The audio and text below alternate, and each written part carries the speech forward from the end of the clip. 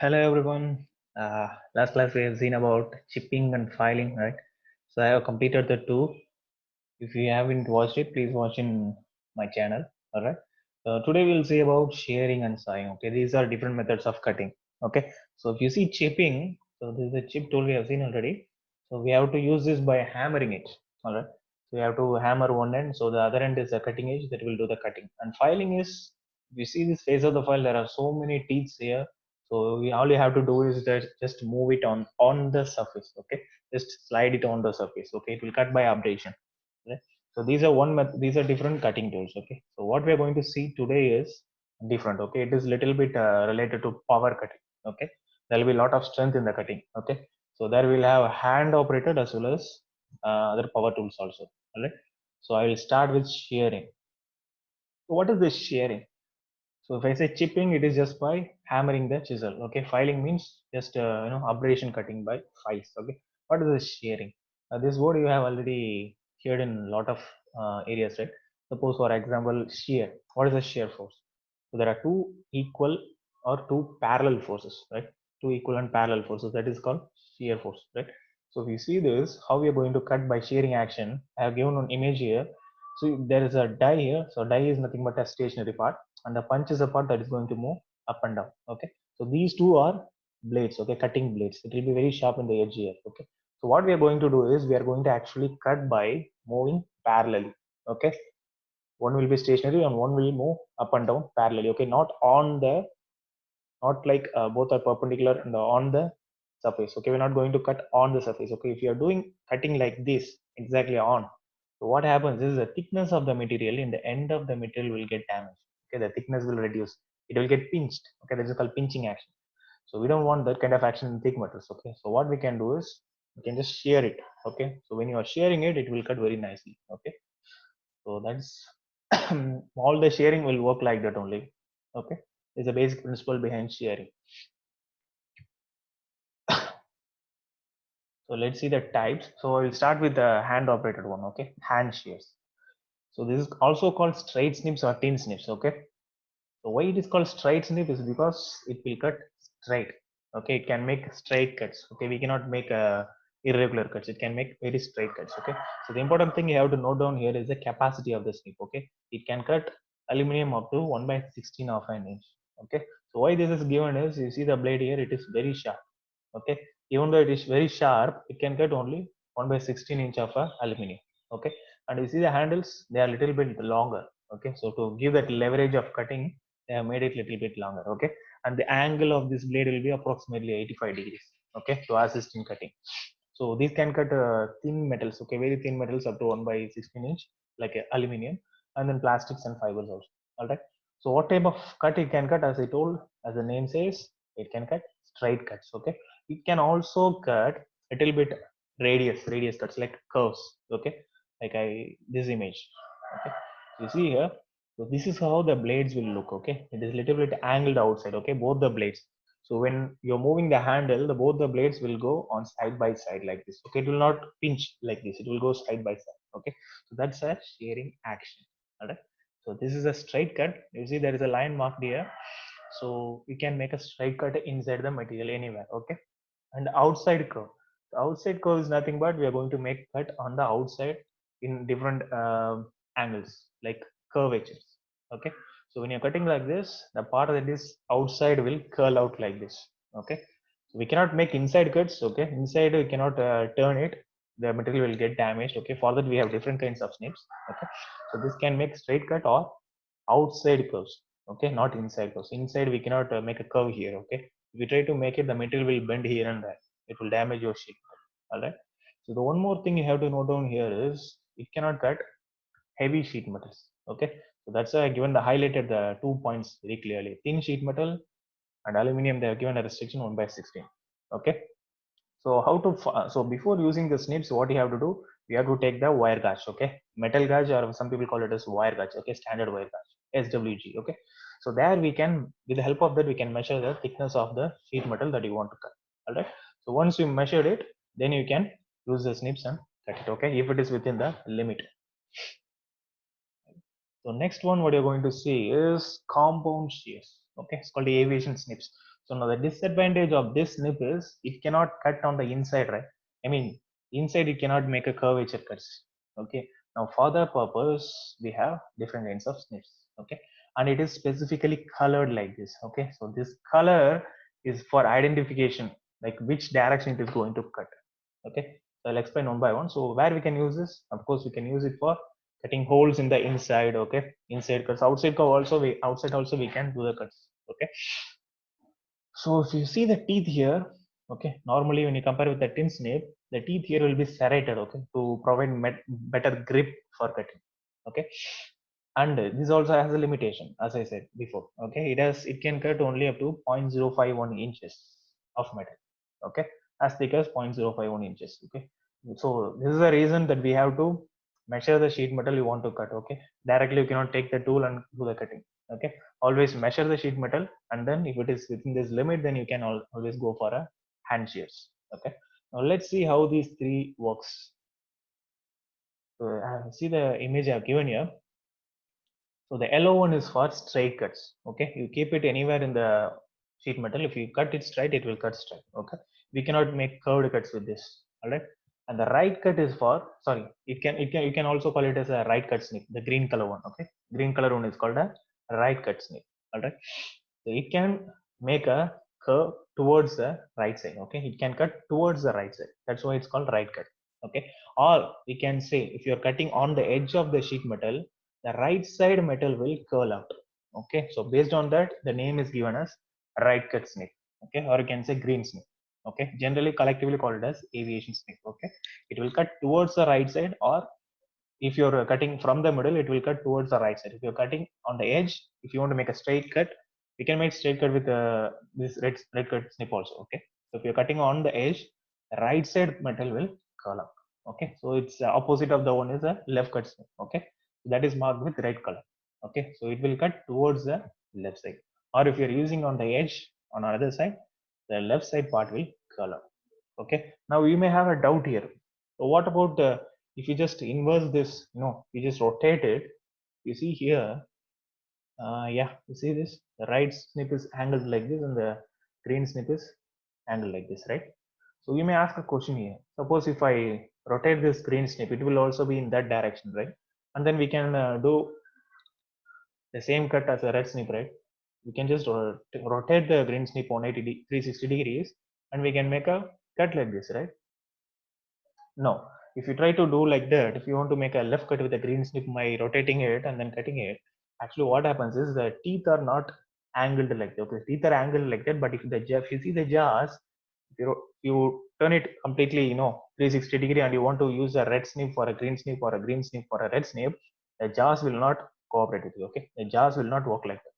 The jaws are designed for making only the specific direction cuts. Okay, if you try to make the other direction cuts, the plate will bend here and there. Okay, the plate will, you will not get the correct cut. Okay, so that's why it is very important to know the color and the direction it cuts. Okay, so this is a metal gauge I've shown here. So always measure your sheet metal, okay, before using the snip. Okay, and this direction you see, so this direction will be printed on the handle. Okay, near this pivot area, this direction will be given. Okay, in case you forgot. Okay, straight cut will be like this. Okay, on the green, you see the three arrows they are given. All the three diagrams have one straight arrow, right? It means these all three can make straight cuts also.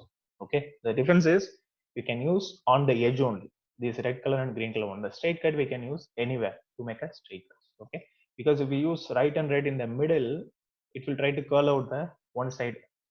Okay, so that's why they are given here. A right cut is towards the left side, green cut is towards the right. So how to remember this? It's very easy. In aviation, so many things are like this. Pad one colors. Okay, you see the lights, the navigation lights in aircraft. Okay, the right side one is a green color one, the left side one is a red color one. Okay, so right means, always remember, right means a green signal. Okay, like that. And one more thing in this snip is it has a lock here. Okay, so a lot of people actually forget this when they try to, do the cutting. They forgot to open it. Okay, so always make sure you open this and cut. And this is how the teeth of the snip will look. Okay, it is completely serrated. Okay, so that it will provide better grip in cutting. Okay, And the more advantages of the snip is the compound leverage handle.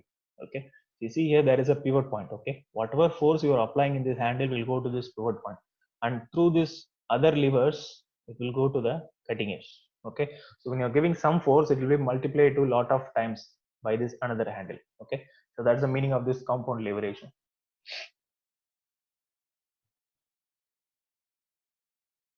Now, in aviation, where we can use this, I've given one example. I have simply given this example. I think I have explained this in last class itself. So there is a damage in the skin of the wing. All right. So you want to replace this. Okay. So it's a repair. Okay, repair work. So what you can do first, you have to cut out this damaged area perfectly.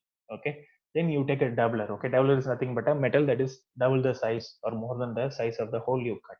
Okay. So this will be backside of the hole that you cut. Okay. Backside of the damaged area. So you fix it like this, revert it. Okay. Now you have to cut a perfectly sized metal for this hole. Okay, that is called filler. It will fill this gap. Okay, or you can say it will, you have to plug it in this gap. It will be perfectly fitting in this gap. Okay, so for cutting these we can use snips. Okay, if it is a small metal, okay, if it is a small crack, okay, not like a big crack, we have to use machines. Okay, we have powerful saw cutters, we'll see that one by one. All right, so if it is a small crack, you don't need to cut with the help of machines. Okay, you can simply take a snip and do this cutting. So this is one example I have just given. Okay.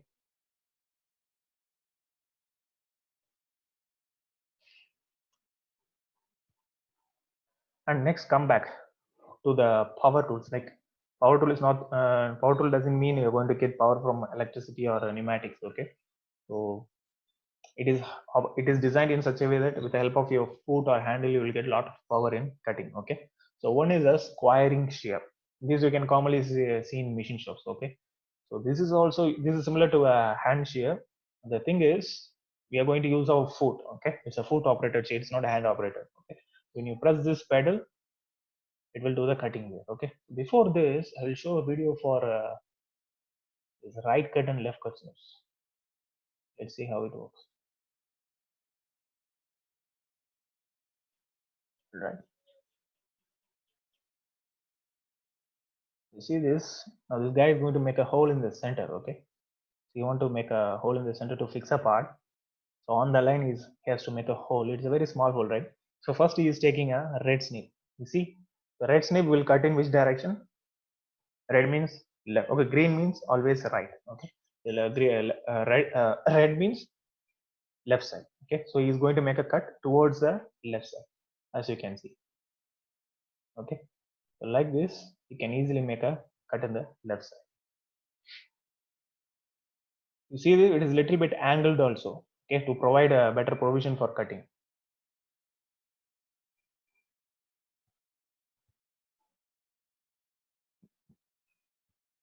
Then he is taking a green snip, right cut one, so it is curling towards, you see the part, it is curling towards the right side, or you can say it is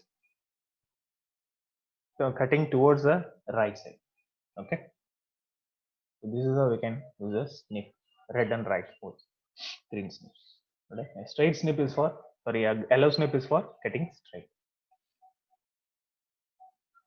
Let's come back. So this power tool, so squiring shear. So why this name squiring has come here? What is the meaning of squiring?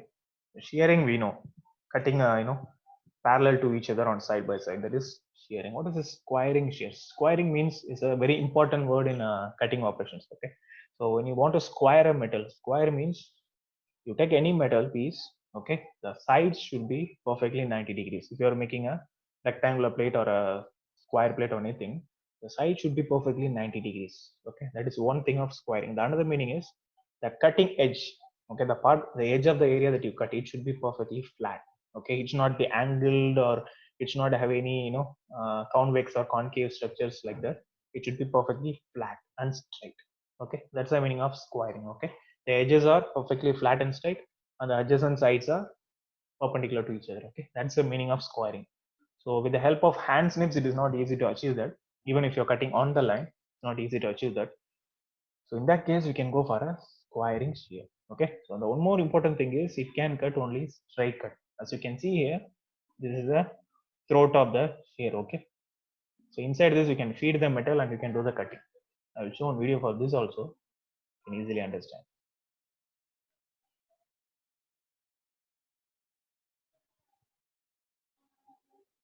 Yes. So how this actually works? Let's listen carefully here. Okay. So what he is doing is initially he is setting the distance up to what distance you want to cut the sheet metal, the length of the sheet metal that you want to cut. Okay. This is called backstop. Alright. So this bar will set at what length you want to cut the metal. Okay. So here we have the cutting blade.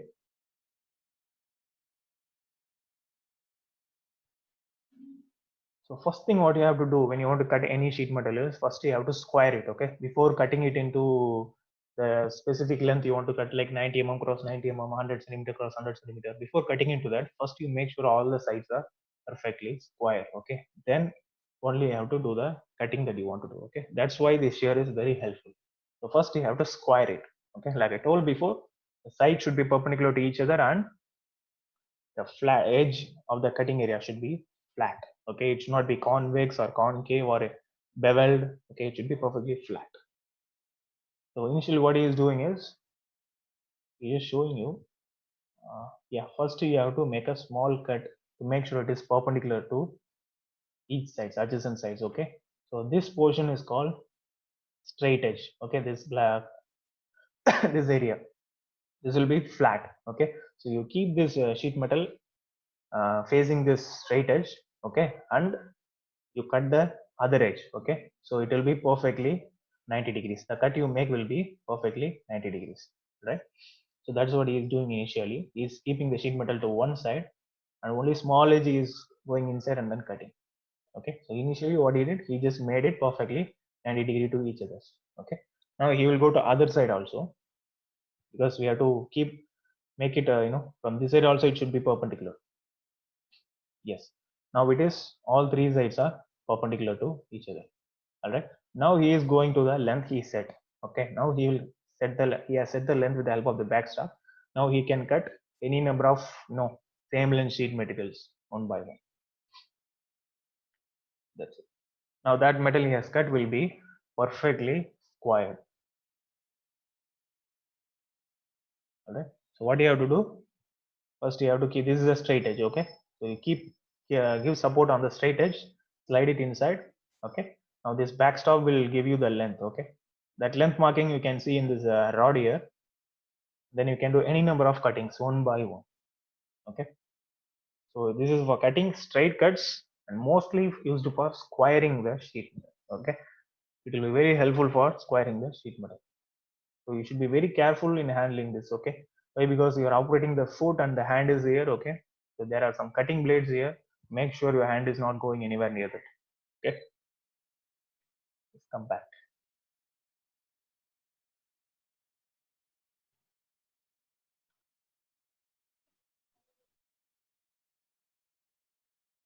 There it was.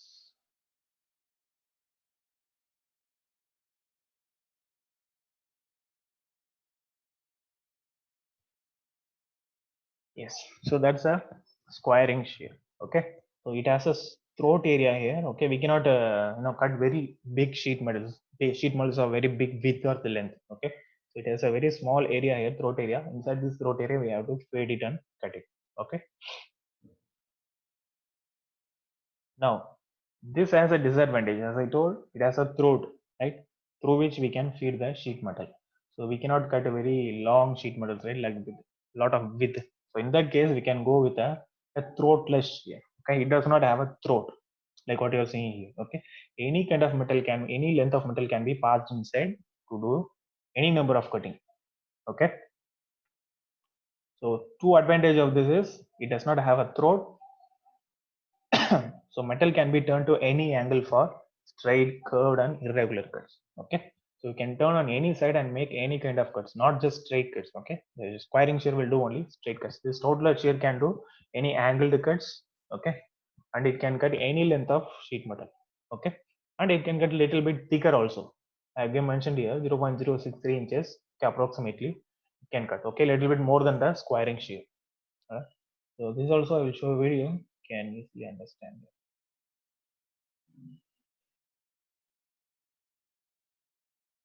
Throatless shear. Yeah. You see here. So this is the die and this is the punch. Okay, with the help of handle, this punch will be moved up and down. All right. So you see here, it is not pinching on the metal. Okay, it is going side by side. Okay, and the cutting blades are angled, beveled such that it will perfectly square and cut the sheet metal. Okay? So this is the speciality of squaring. Sorry, shearing. Okay, now you see here. Uh, see here. So this much length of sheet metal you want to cut, and you want to make a some semicircular cut. Okay, yes, markings here. Now you can just feed it inside the throat. Sorry, you can just feed it inside the two punch and dies, and then you can easily cut it like this. Okay, it does not have a throat like a fixed area inside which you are feeding the metal. Okay, like a square shear. You can make curved cuts like this. You can make angled cuts like this. Okay, and any length. Okay, you see, you take even a long length, a long bit, still it can be fit inside. Okay, and you can easily cut it.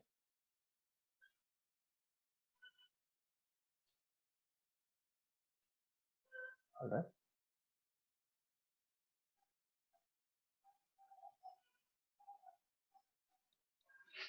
Now, this also has a disadvantage. When you compare these two, the disadvantage you see here is it always starts the cut from the edge, right? From the edge only it can start the cut. Suppose you want to do some cut in the middle, like I shown one video for hand shears. You want to do cut in the middle. No, we cannot use this, right? We cannot use this also. It will cut from the edge only. So these two are cutting from the edges only. If you want to cut any part inside the sheet metal and anywhere inside, we can go with a snip, but it is a little bit irregular. You have to finish it nicely. So then you can go with a scroll shear. Okay, as you can see here, so there is a big gap here, right? So the help of this movable adjustment, you can just move this downward one. Okay, this is a punch and this is a die. Okay, this is stationary part. This you can move. Okay, so this you move up and down. Okay, you feed the metal inside, and whatever marking you want to do the marking on the metal. So on that marking, you can just keep it there, and then you can do the inside cuts. Okay, the metal can be go inside. Metal can go inside. Okay, so this is used for mostly irregular cuts. Okay, inside the metal. Okay, so this is a it will cut because it has a sharp point here, right? It is angled, so it start with a point. So whichever line you want to cut on the inside somewhere here, suppose you're marking a square area here, so just keep that point there and press it. Okay. This is for cutting inside the sheet. Okay, you don't need to cut from the edges. Now, so for what you have seen is shearing.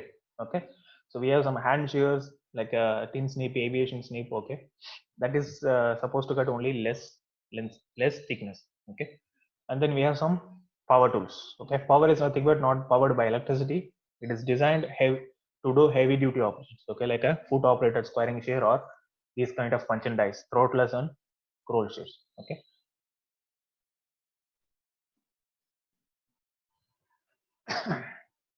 Next, we will see about sawing. Okay, cutting by sawing. So shearing is nothing but parallel force. Okay, more with a stationary die, we are going to use one punch parallelly to do the cutting. Okay, the blades will be very sharp. We are not going to cut by pinching like this. Okay, now sawing is, as the name says, we have used this also. We have hacksaws, right?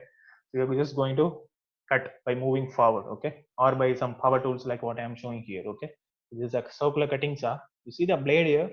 So this is what you're going to concentrate more. So it has some teeth on the end of the blade, right? This is a disc one. So this can be used on the bench. Okay, you can keep it anywhere, and then we can just move the handle up and down. Okay, so in this area you can keep whatever metal you want to keep, and then you can move the handle up and down and do the cutting. Okay, this is a disc type. Okay, circular cutting saw, and the portable one of this one is a Ketsa. saw. Okay, now since this is portable, you can take this anywhere. Okay, suppose if there is a in aircraft factories, okay, in manufacturing areas, mostly when they want to do any quick cutting, they will go for this power saws. Okay, so it can remove any damaged sections. Okay, one example I have given here. You can remove damaged section of a stringer. Okay, stringer is nothing but a structural member inside a beam. Okay, so there are very thick metals are there. Okay, so up to 3 by 16 inch it can cut. Okay, and it can, you don't need any starting point for this. You can just keep it on the metal and do the start the cutting. Okay, it does not require a starting hole. And with this you can do any kind of cutting. Okay, not just a straight cut, curved cuts inside outside. Okay, this is, since it is portable, you can do any kind of cutting. That's a KETSA. So one example I've given here. Okay, so this is just for understanding I've given. Okay, we can use, there are so many powerful cutting tools are there. Okay, so this is just an example I'm giving. Suppose this is a skin area, right? So this is a damaged area, some stringers are broken here. So first what you have to do, first you have to make sure all the, you have to cut it perfectly. Okay, you should not keep it in irregular shape. First cut it perfectly, and then you take the reinforcements. Okay, whatever the material that you want to fix there, that's called reinforcement. Okay, and the stringers, you keep it there and then do, whether it is a riveting or bolted, whatever it joint that is specified in the manual, you do it and finish it up. Okay, so mostly they will do this in the manufacturing area, right? So for this cutting these things, you can easily take a portable KETSA and then do the cutting very easily. Okay,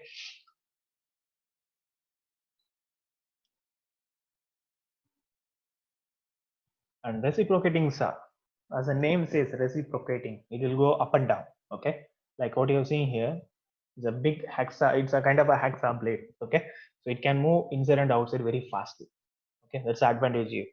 So this is similar to a circular cutting saw, like a KETSA. Okay, the only difference is you can do, like, you can keep it upside down, you can do the cutting, or like this you can do the cutting. Okay, right side up, upside down, anywhere you can keep at any angles and do the cutting. Okay, it can go into areas where you cannot take a KETSA. Okay, there is not much big difference between these two saws, both are doing cutting very nicely. Okay, but the thing is, this can go anywhere. That's the, you see the blade here, right? It's a very small blade. Okay, you compare with the KETSA here. Okay, the main advantage of the head KETSA is it comes with attachment like this, right? So when you keep this on the surface, your KETSA will be staying there safely. Okay, it will not wobble here and there. It will not vibrate here and there. Okay, but the problem with the reciprocating saw is, since it is very thin, not too much thin, it's very thin so that it can easily get damaged. Okay, when you want to, going to make any curved cuts, it may wobble here and there. Okay, so in that case, you have to be very careful. Okay, you should not give too much pressure when you are cutting it. Okay, so it's not easy to control. That's the only disadvantage of this. Okay. Now, so far what we have seen as only one limitation, right? Whatever we have seen so far, all the saws as well as shears. So all are cutting only, all are for cutting only, right? So it can cut only thin metals, right? That's the thing that we have seen so far. And the reciprocating saw and this KETSA, it also has some limitation. Suppose you want to cut very thick metal. Okay, there is a thick metal piece in the wing, like a rib area. Okay, sorry, a spar. Okay, similar to a spar. So in that case, you can go for a bandsaw. Okay, you can find this. These are being in use since 1930s and all. In all the machine shops, maintenance shops, you can find this. Okay, why it is mostly used is, like I told, can do cutting in a very thick material also, right? Now, how you can do the cutting in a thick material? It has a, you see the blade here, it is similar to the blade in a reciprocating saw. Okay, it's a thin one only. Now how can we cut a thick material? Now you listen carefully. Okay, the bandsaw is not going to do that thick cutting and all. The one design here is, suppose this is a workpiece you want to cut. Okay, it is, assume it is very thick.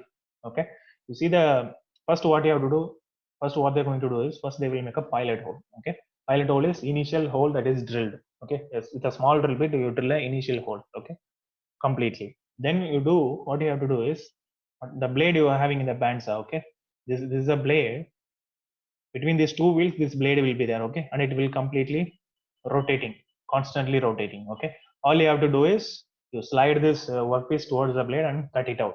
Okay, so it also starts cutting from the edges only, right? You see this figure, between these two wheels, the hacksaw blade, this blade is going to rotate at a high speed. So what you can do, on this rest table you can keep the workpiece and move it so that it will get cut, right? So you can cut only from the edges only, right? we can start the cut from the edges only. Now, how can we use this for cutting very thick material or cutting from the inside? For that, what we can do is you cut the hacksaw blade into two, okay, like this. Okay, so this is a workpiece. You want to do some inside cut, and you want to cut a this is a thick material. Assume it's a thick material, and you want to do the inside cut. So what you have to do is first you drill a pilot hole initially, okay, a small hole of the size of this hacksaw blade. Okay, then you cut the blade into two. You put one end inside the blade. Okay, now you take the blade outside like this. Okay, now what we have to do? Now we have to make sure this blade is joined right. Then if you keep it on the wheel, it will keep on rotating. Then you can move the workpiece in any direction you want, and you can cut any thick material. Am I right? So now what you have to do, we have cut the blade and inserted inside. Now we have to make sure these two ends are joined. Okay, for that reason there is a inbuilt butt welder is there, okay, in the bandsaw. So you cut the blade first. Initially you drill a hole in the thick material, and inside that you put the hacksaw, right, and take it out, and then butt weld with the help of a welder here. Okay, then you can slide it over the wheel and start the cutting. Okay, I will show a video for this, there you can easily understand.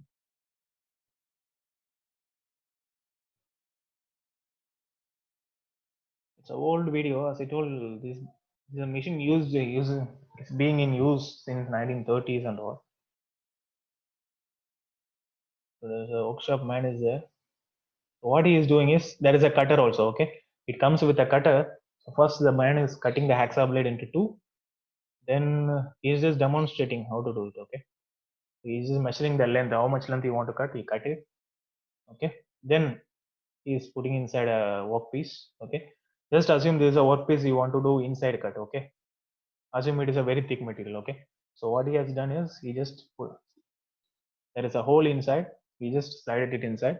Now he will use a welder and join it. Okay, so first he is checking the, the blade has a width, right?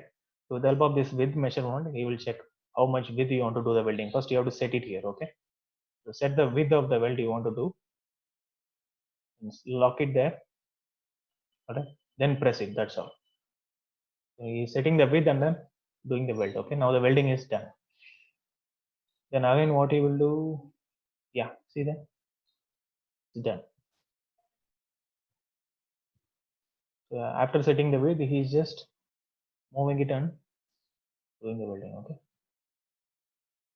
and then annealing, he's also doing annealing switches there, you can see there. So annealing is for making that area a little bit ductile. Okay, we want it to be very hard. Okay, it will break, blade will break, right? So he's just doing the annealing there itself. Okay, keeping the blade inside itself. Here itself he is keeping the blade, and then after butt weld he is doing the annealing. Okay, so that provision is there in the bandsaw. Then there is a grinder here below that. With the help of the grinder you can grind that weld. Okay, it should be even, right? He is grinding it, and then there is a gauge here for checking the width of the saw. With the help of that, he will check whether it is perfectly straight. Okay. So with the help of this saw, we can do the cutting. Okay. Then he will open this box and he will slide it over the wheels, and then it can be used. Okay. So only advantage of this one is it can cut very thick materials also. Okay. So it does not have a very strong blade and all. It's a flexible blade only. We are just having an idea. Okay, that it is designed for such a very good idea. Okay, there is a, initially you drill a hole, slide the blade, first cut the blade and then slide it inside, and then join the blade and weld it and then slide it over the wheel. So now the blade is completely inside the material. Now use the material in in whichever direction you want and make the inside cuts. Okay, like this. So once the cut is made, again you have to break the blade. All right, break the blade and then take it out. All right. Now, so these three are very good power saws. Okay, circular cutting saw, reciprocal cutting saw, and the dual vertical contour band saw. Okay, the next one is a hand operated one. All right. So this I think you have we have mostly seen this already. I think you have used this already in previous labs and all. Right, hacksaw. So this is a hand operated one. The thing you have to note down here is mostly about the type of the blade that you're going to use and which direction you're going to do the cutting. Okay, like the one I am showing here. So similar to a file, okay, we have seen in files, a file can be moved in only forward stroke. Okay, we have to give some pressure and move it in forward stroke. On return stroke, we have to take it out. Okay, why? Because the file have blades pointed in that direction. Okay, away from the handle. So here also, if you see here very closely, see the blades here, it is pointed away from the handle.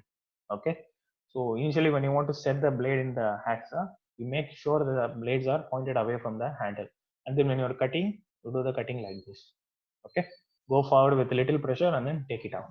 Okay, so it comes with two varieties of handles, and one is this one, a standard a straight one, and there's a pistol grip one. Okay, so the parts that you have to note down here is the type of blade. Okay, what type of blade we are using, and then the connection areas. Okay, there is a wing nut fastener here.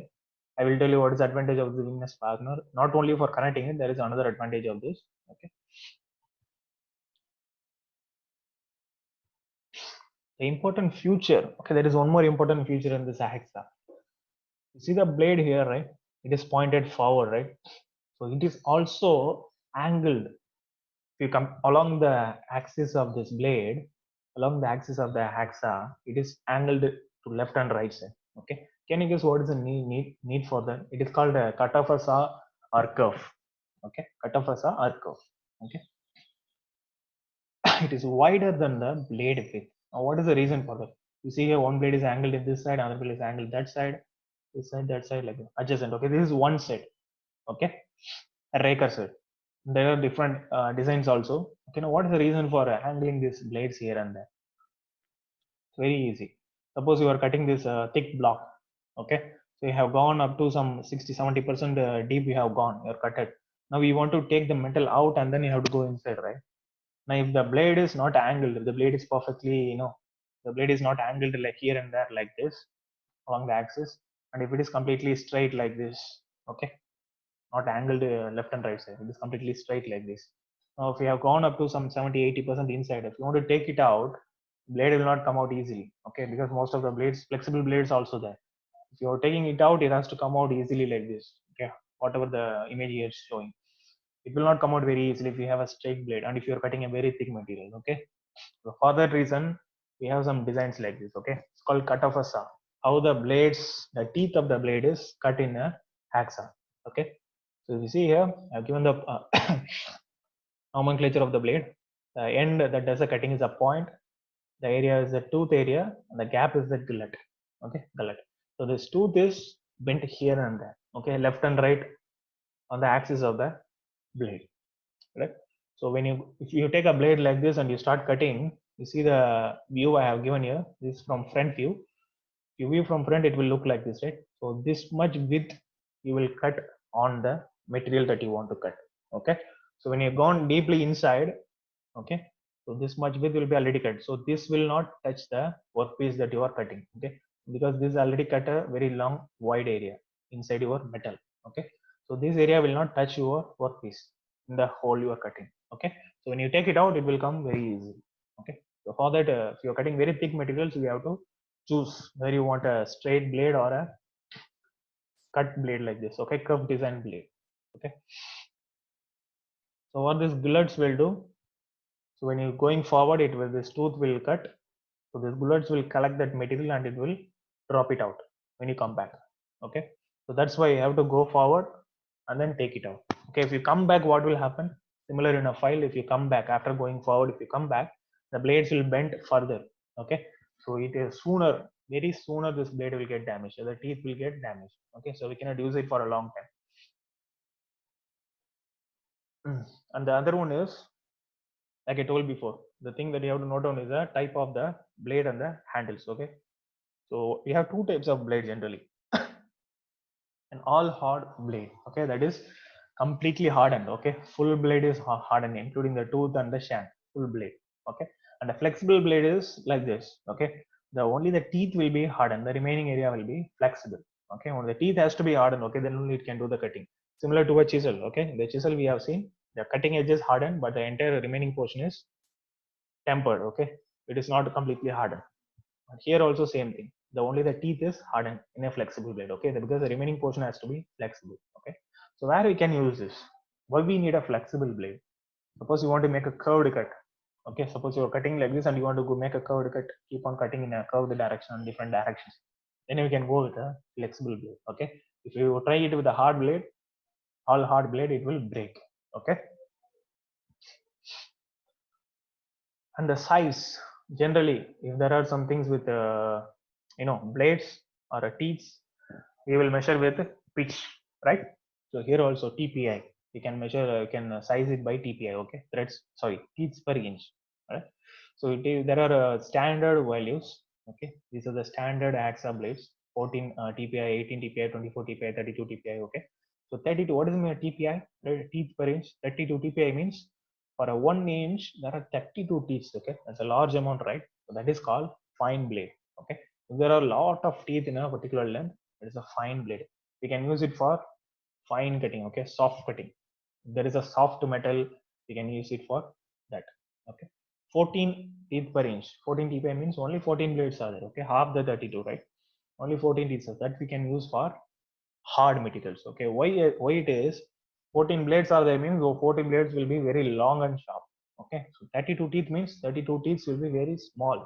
Okay, so that's why we can use that for only soft materials, and this we can use for hard materials. Okay, so this 14 and 18, these are called coarse. This 24, 32 are fine. Okay.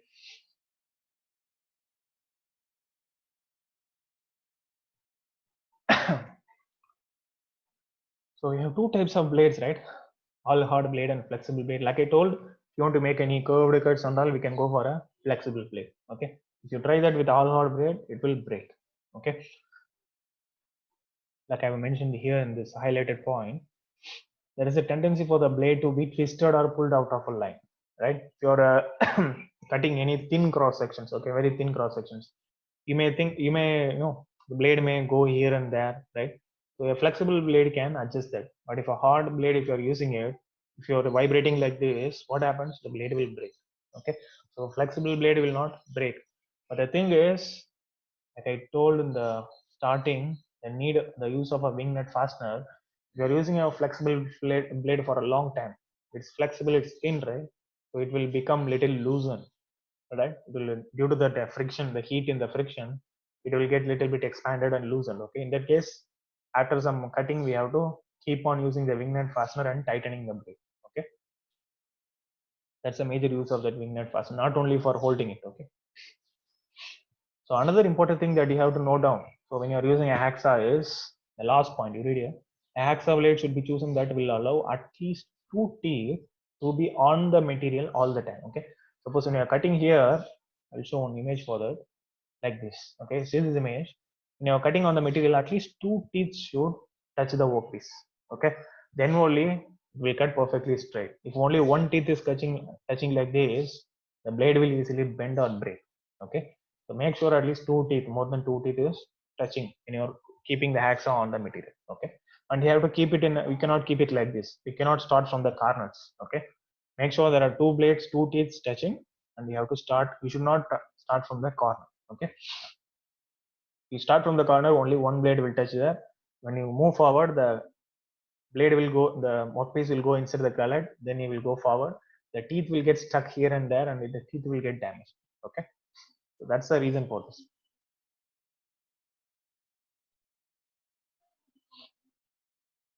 And we have other provisions also. If you want to make a angle, suppose you're holding a piece here and this bench vise is not allowing you to do deep cutting, so we can just turn the handle and do the cutting. Okay, so for that, the provision here, it can, the angle of the blade can be changed. Okay, we can just turn it completely 90 degrees and then we can cut in other direction.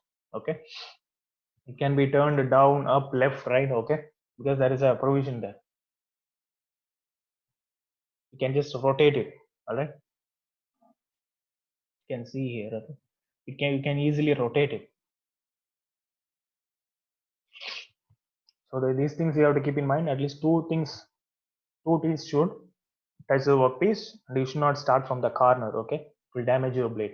And when you're cutting with a very long material on a vise, okay, always cut near the vise. If you're cutting in the end or nearby the end, the material will vibrate, right?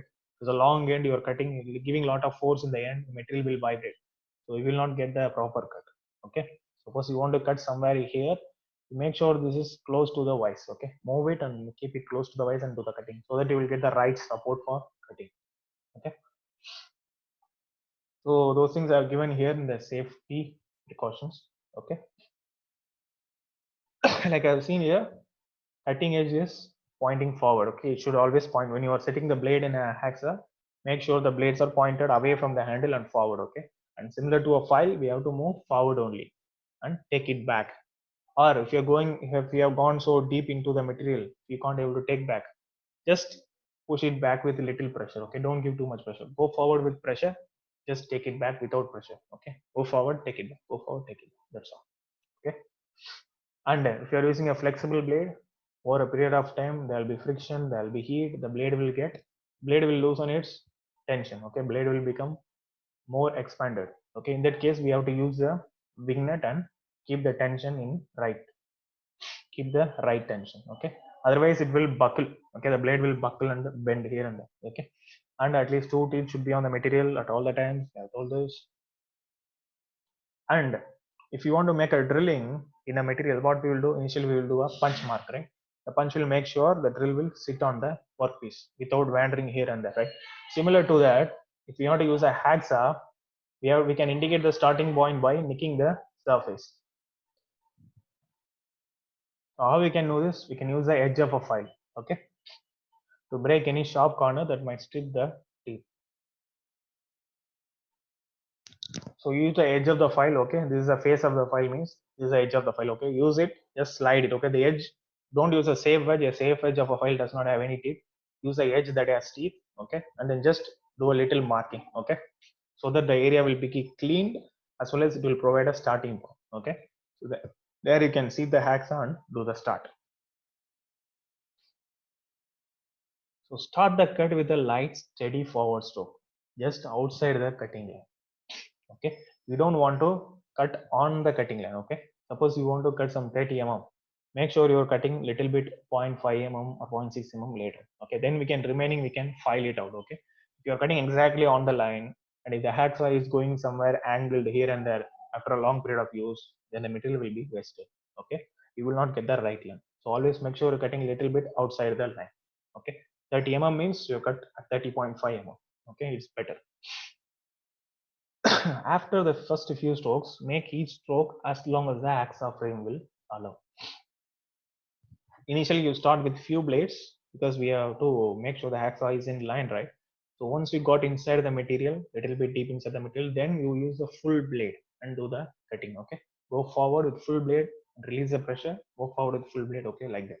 Okay, so this will not, if you're using only a small portion of the hacksaw blade and doing like this fastly, then that only particular area will get damaged. Okay, then you will not have a even blade. So when you're doing cutting, the blade will go far downwards, upwards, it will damage your blades. Okay, and one more important thing you have to note down here is speed not more than 40 to 50 strokes per minute. For 1 minute we cannot go more than 40 to 50. Okay, this is a standard one given by the manufacturers. Okay, so why these things are important, we have to make sure two teeth is touching, go forward, don't go backwards. I relieve the precedent backwards, and only 40-50 strokes you have to give in a minute. Okay, do the initial indicating mark. All these things will make sure you will get the right cut and the blade is also safe. Okay, that's the reason we have to follow all these things.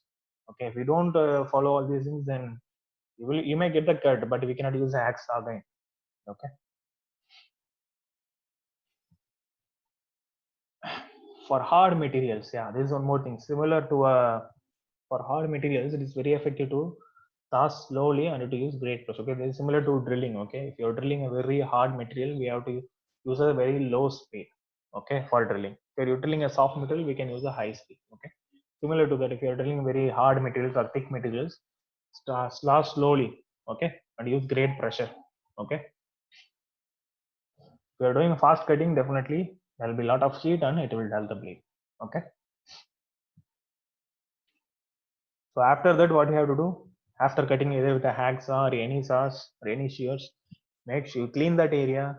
Okay, clean the hacksaw, clean the shears. Okay, remove the chips. And if you are using a hacksaw, take out the blade, clean everything. Okay, and return it. Okay. or if you're using machine like shears and saws we have seen, make sure you are cleaning that everything completely. Okay, so cleanliness is the first thing in maintenance. Okay, so far we have seen about saws and shears. All right, so these are the important things we have to note down. Okay, so mostly we have very powerful cutting tools nowadays. Okay, nobody is going to use hacksaws. In some areas, some cases, okay, where we cannot use a power tool, we can go with a hand tool. All right. So by this, I'm concluding this. Next class, we will see about the drilling. Okay, that is cutting holes. But why I didn't give it as a drilling? Because cutting hole, we have a lot of other tools for cutting holes. Okay, not just a drill bit, not just by drilling. Okay, so that we will see that in next class. All right. So by this, I'm concluding. All right. If you have any doubts, message me anytime. All right. Take care.